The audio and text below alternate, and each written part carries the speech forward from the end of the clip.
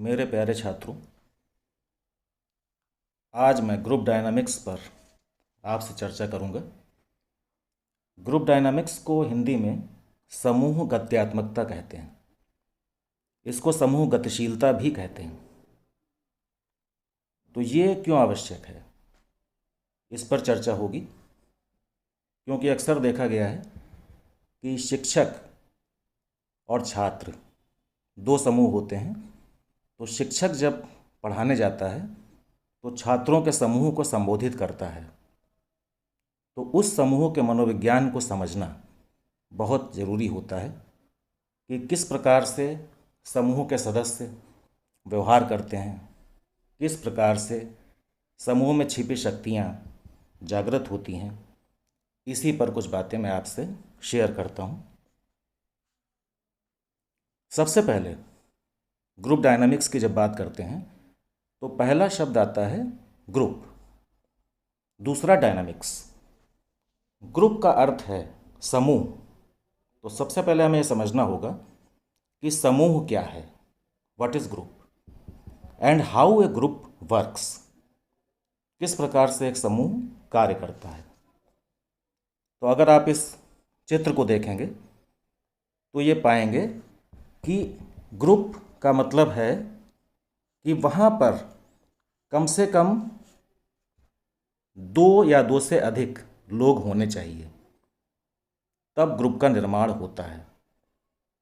अकेला व्यक्ति ग्रुप नहीं कहलाता है। तो कम से कम दो या दो से अधिक। दूसरी बात कि जो ग्रुप में सदस्य हैं उनको मेंबर के रूप में अपने आप को समझना होगा कि we are the member of this group. हम इस समूह के सदस्य हैं और इस समूह की सफलता हमारी सफलता है, जिसको आप कह सकते हैं वी फीलिंग, हम की भावना। क्योंकि अगर हम की भावना नहीं होगी, इंडिविजुअल भावना होगी, इंडिविजुअल सेल्फिशनेस होगी, तो ग्रुप कारगर नहीं हो सकेगा। तीसरी बात आती है कि जो मेंबर्स हैं उनके मध्य में इंटरेक्शन, अंतःक्रिया होनी अनिवार्य है। सदस्य किस प्रकार से आपस में अंतःक्रिया करते हैं, ये बहुत कुछ निर्भर करेगा ग्रुप की सफलता पर। और लास्ट है कि कौन से गोल हैं, लक्ष्य क्या है, किस प्रकार के लक्ष्य को निर्धारित किया है। जब ये चारों बातें शामिल होंगी तो समूह का निर्माण होगा। तो आपने समझ लिया किस प्रकार से ग्रुप कार्य करता है। अगर इन चारों बातों में कोई एक भी अनुपस्थित है तो ग्रुप का वर्क, समूह का कार्य प्रभावित होगा। इसके बाद जब ग्रुप होता है तो ग्रुप की पावर की बात आती है। What is the power of a group, समूह की शक्ति क्या है। तो जैसा आप देख रहे हैं, यूनिटी इज स्ट्रेंथ। साथ के चित्र में एक यूनिटी दिखाई जा रही है कि समूह के बहुत से सदस्य हैं लेकिन वो एक साथ हैं, अपने हाथों को जोड़े हुए हैं। और इस प्रकार से जो चेन बनेगी उसी से ह्यूमन रिसोर्स डेवलप होता है। तो that is a power of a group. अगर यूनिटी को ब्रेक कर दिया जाए, if there is no unity in a group, so group will be powerless. Group अपना कार्य नहीं कर पाएगा। तो हमें ध्यान रखना होगा कि जो भी ग्रुप हमारे सामने है उसकी यूनिटी, उसकी एकता बहुत ज़रूरी है। और यदि इस एकता को स्थापित करने में शिक्षक सहायक हो सका तो निश्चित रूप से उस ग्रुप को बहुत ऊंचाई पर ले जा पाएगा। अब एक दृष्टि डालते हैं, कुछ परिभाषाएं, क्योंकि ग्रुप डायनामिक्स के कॉन्सेप्ट को समझने के लिए इसकी परिभाषाओं पर दृष्टिपात करना अनिवार्य होगा। तो डिक्शनरी ऑफ एजुकेशन में पेज नंबर 199 पर एक परिभाषा दी गई है। Group dynamics is an interactive psychological relationship in which members of a group develop a common perception based on sound feelings and emotions. इसका क्या आशय हुआ? Group dynamics is an interactive psychological relationship. अगर कोई समूह है और उसके सदस्यों के मध्य इंटरेक्शन नहीं है, एक मनोवैज्ञानिक अंतर संबंध नहीं है, तो क्या ग्रुप कारगर होगा? उसके जो मेंबर हैं, जो सदस्य हैं, अगर उनका कॉमन परसेप्शन नहीं है, उनका सामान्य प्रत्यक्षीकरण नहीं है, तो क्या ग्रुप सफल होगा? ये बहुत ही ध्यान देने योग्य बात है। यदि हम आपस में झगड़ रहे हैं, हमारे विचार भिन्न भिन्न हैं और हम एक ग्रुप के सदस्य हैं, तो वो ग्रुप किस स्थिति को प्राप्त होगा? क्या वो अपने लक्ष्य को प्राप्त कर सकेगा? मुझे लगता है ये बहुत ही कठिन होगा, क्योंकि किसी लक्ष्य को प्राप्त करने के लिए एकता बहुत आवश्यक है और एक कॉमन परसेप्शन का डेवलपमेंट होना अति आवश्यक तत्व है। साउंड फीलिंग्स एंड इमोशंस, इसका आशय क्या हुआ? साउंड फीलिंग्स एंड इमोशंस अक्सर होता है कि हम अपनी भावनाओं के, अपने संवेगों के वशीभूत होकर कुछ ऐसी बात कह देते हैं, कुछ ऐसे निर्णय ले लेते हैं जिससे ग्रुप की संरचना प्रभावित होती है। और एक ग्रुप का आशय एक व्यक्ति नहीं होता है, कम से कम 2 व्यक्ति या उससे अधिक। तो मान लीजिए आपके ग्रुप में 20 लोग हैं और उनकी फीलिंग्स और इमोशंस अलग अलग होंगे और वो फीलिंग्स और इमोशंस पर नियंत्रण नहीं रख पाते हैं। परिणाम क्या होगा? क्या इच्छित लक्ष्य की प्राप्ति संभव हो सकेगी? निश्चित रूप से नहीं। तो अपनी फीलिंग्स पर, अपने इमोशंस पर पूरा नियंत्रण जब ग्रुप के सदस्य रखेंगे तो इच्छित लक्ष्य की प्राप्ति निश्चित रूप से हो सकेगी। नेक्स्ट परिभाषा है प्रोफेसर ट्रू।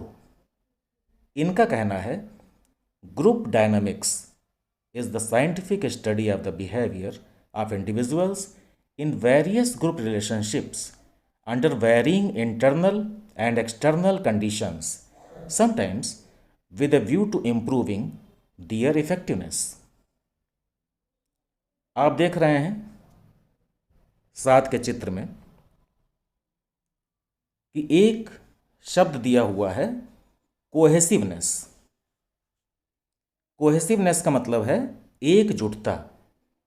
यदि ग्रुप एकजुट है तो निश्चित रूप से सफलता प्राप्त करेगा और किसी ग्रुप की सफलता के लिए परफॉर्मेंस नॉर्म्स, जैसा आप देख रहे हैं यहाँ पर, परफॉर्मेंस नॉर्म्स तय किए जाते हैं कि परफॉर्मेंस नॉर्म्स क्या होंगे और ग्रुप कोहेसिवनेस एंड प्रोडक्टिविटी, इन बातों पे गौर करेंगे आप। ग्रुप कोहेसिवनेस एंड प्रोडक्टिविटी, जो ग्रुप की एकजुटता है और उत्पादकता है, वो किस प्रकार से प्राप्त हो सकेगी। एक हाई प्रोडक्टिविटी की बात हो रही है, एक मॉडरेट प्रोडक्टिविटी की बात हो रही है, और मॉडरेट टू लो प्रोडक्टिविटी है और लो प्रोडक्टिविटी है। किस प्रकार का उत्पादन हमें करना है, कौन सी परफॉर्मेंस से हम हाई प्रोडक्टिविटी को प्राप्त होंगे और किस परफॉर्मेंस से हम मॉडरेट प्रोडक्टिविटी पर जाएंगे और किस प्रकार की परफॉर्मेंस से हम लो प्रोडक्टिविटी पर जाएंगे। It all depends on cohesiveness, एकजुटता।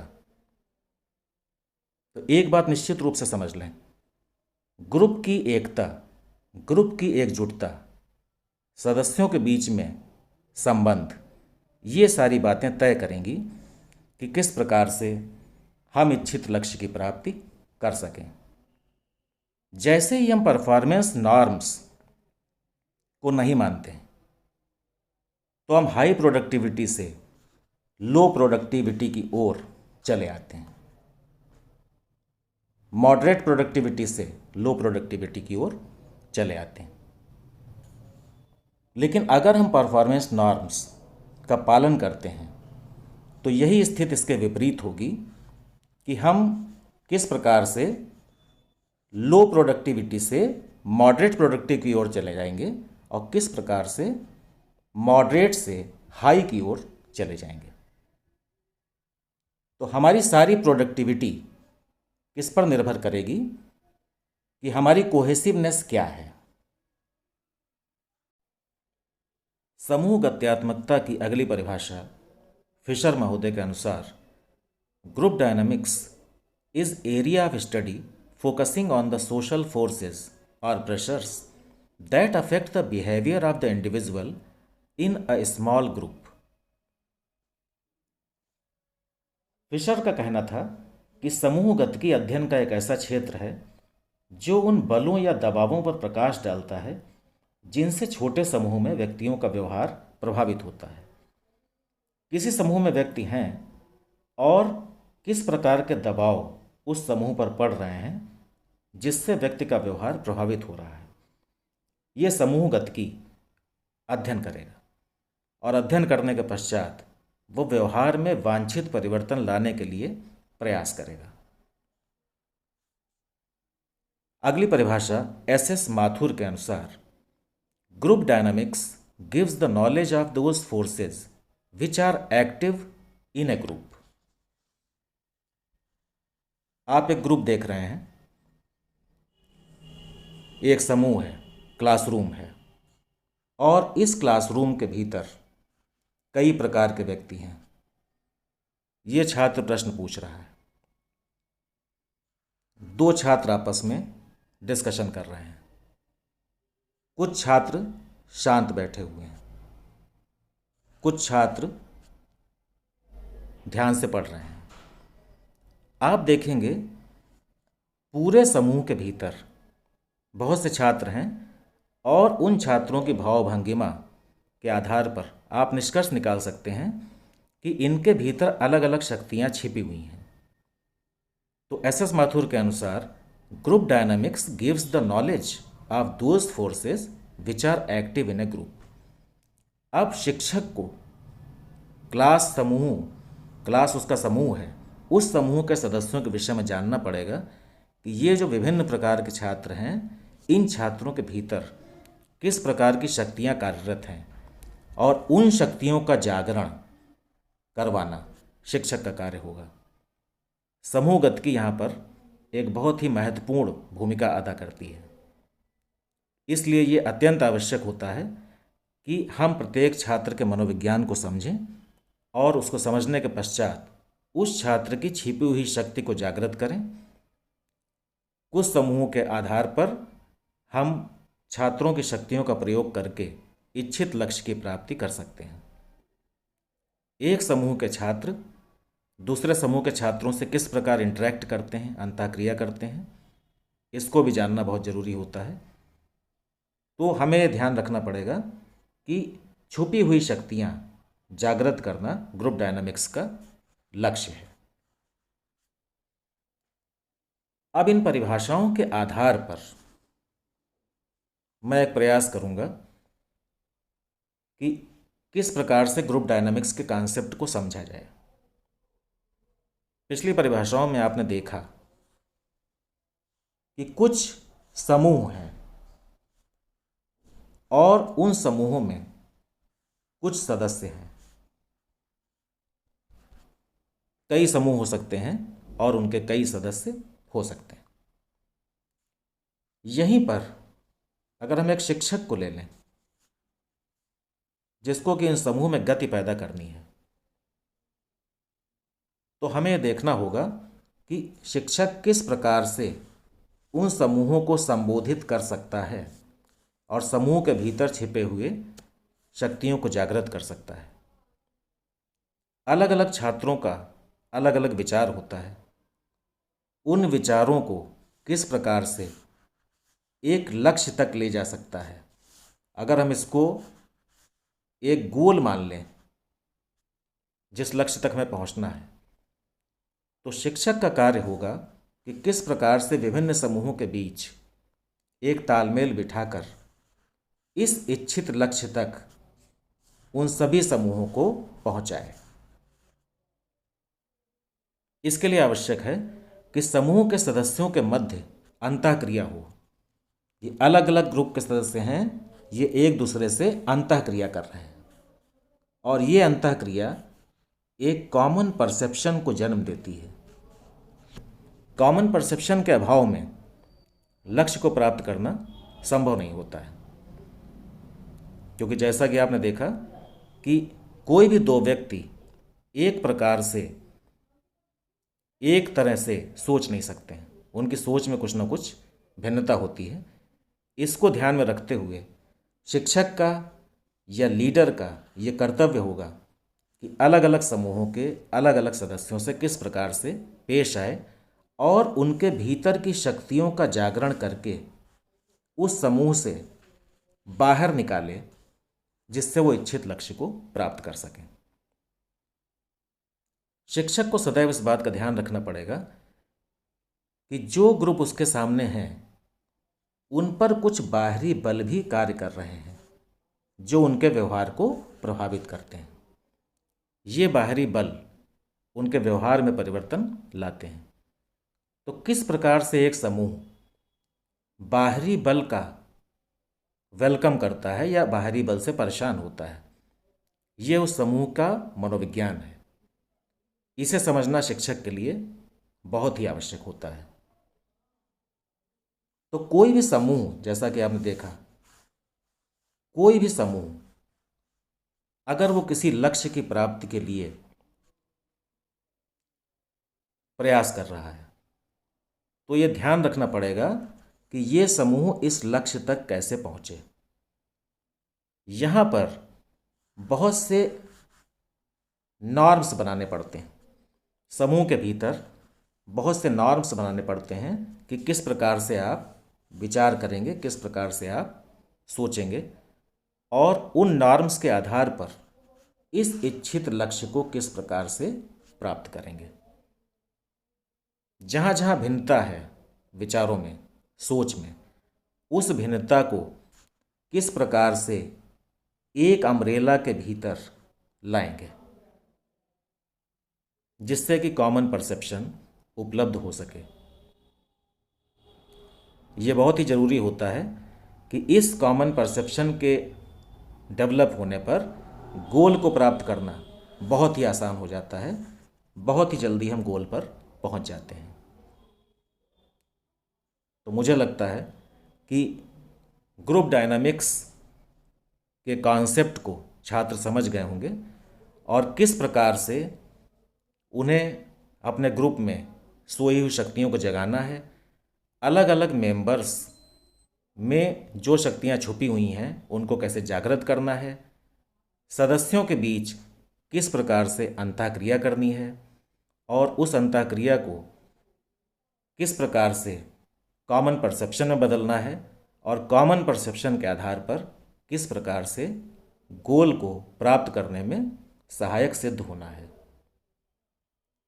तो मुझे लगता है ग्रुप डायनामिक्स के इस कॉन्सेप्ट को आपने समझा। अगले वीडियो में मैं इस पर और चर्चा करूँगा। डिस्क्रिप्शन के भीतर मैंने आपको कुछ परिभाषाएं और कुछ कॉन्सेप्ट से संबंधित जानकारी दे रखी है, डिस्क्रिप्शन का ज़रूर देखिएगा और अगले वीडियो में इसके आगे की बात मैं आपसे करूँगा।